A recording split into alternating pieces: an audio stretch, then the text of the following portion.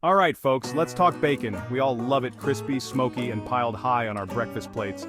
But have you ever stopped to think about where it comes from? No, not the grocery store, silly. I'm talking about the farm. Picture this, a sunny farm, rolling green hills, and a bunch of adorable piglets rolling in the mud. These aren't just any pigs, these are future bacon heroes. They spend their days snoozing, snacking, and generally living the good life. And why not? They're destined for greatness. Now, before you get any ideas about starting your own pig farm, let me tell you, raising pigs is no walk in the park. It's a 24/7 job that requires dedication, patience, and a whole lot of hay.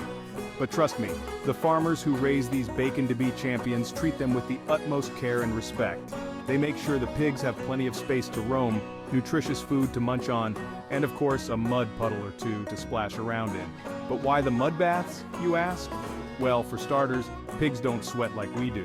The mud acts as their personal air conditioning system, keeping them cool and comfortable on hot days. Plus, it's like a spa day for pigs. The mud helps protect their skin from sunburn and pesky insects. So there you have it, the glamorous life of a bacon in the making. They might not have it all figured out, but they've got the good life down pat.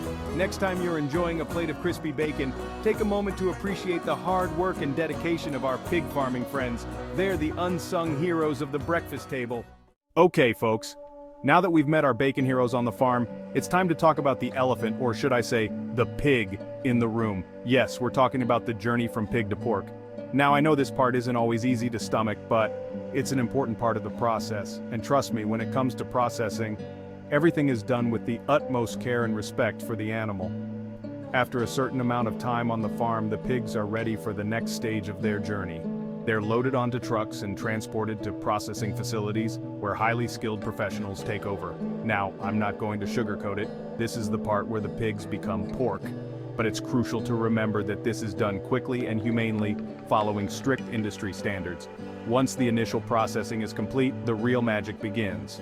The pork is carefully inspected and then expertly butchered into different cuts. Loins, shoulders, bellies, oh my. And you guessed it, the belly is where our beloved bacon comes from. But hold your horses, we're not frying anything just yet. That precious pork belly still has a long way to go before it transforms into the crispy, smoky goodness we know and love. Remember folks, every part of the pig is used, from the tip of the snout to the curl in its tail. Nothing goes to waste. So, the next time you're enjoying a juicy pork chop or a sizzling sausage, take a moment to appreciate the skill and precision involved in transforming a whole pig into a delicious meal. It's a true testament to the art of butchery. Hold on to your hats, bacon enthusiasts, because things are about to get scientific. We've got our pork bellies, we've admired their marbling, and now it's time for a little spa treatment, the curing process. Now before you picture cucumbers on eyes and face masks, let me explain. Curing is like a time machine for pork bellies, adding flavor and extending its shelf life. It's the secret behind bacon's signature pink hue and irresistible savory taste. There are a couple of ways to cure bacon: dry curing and wet curing.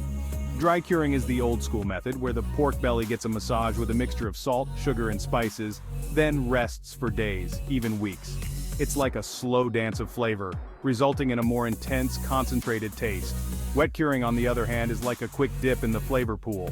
The pork belly takes a swim in a brine solution, absorbing all those delicious salts, sugars, and spices in a shorter amount of time. And speaking of spices, let's not forget the unsung heroes of the curing process. Pink curing salt. Now this isn't your average table salt, folks. Pink curing salt contains sodium nitrite, which not only gives bacon its characteristic pink color, but also helps inhibit the growth of pesky bacteria.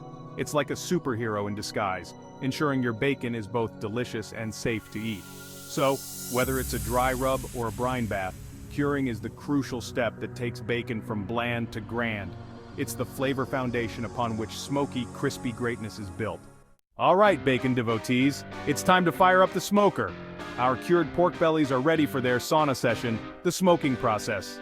This is where the real magic happens, where those slabs of pork transform into the smoky, fragrant bacon of our dreams. Think of it like this: curing gave our bacon its flavor foundation, and smoking is like building the flavor penthouse suite on top. Now, there are as many ways to smoke bacon as there are stars in the sky. You've got your hot smoking, cold smoking, wood chips, charcoal, you name it. Each method imparts its own unique flavor profile, from mild and sweet to bold and smoky. It's like choosing the perfect outfit for your bacon. You want something that complements its natural beauty. Hot smoking is like a quick blast of heat and smoke, cooking the bacon while infusing it with flavor. Cold smoking, on the other hand, is a slower, gentler process, where the bacon chills out in a cool smoke bath, absorbing all those smoky nuances without actually cooking through. And let's not forget about the wood. Different types of wood, like hickory, applewood, or mesquite, each lend their own distinct aroma and taste to the bacon. It's like choosing the perfect playlist for a party. You want something that sets the mood and gets everyone excited. So there you have it. Smoking is where bacon earns its stripes, literally. It's the process that takes it from cured pork belly to the smoky, irresistible delicacy we all know and love.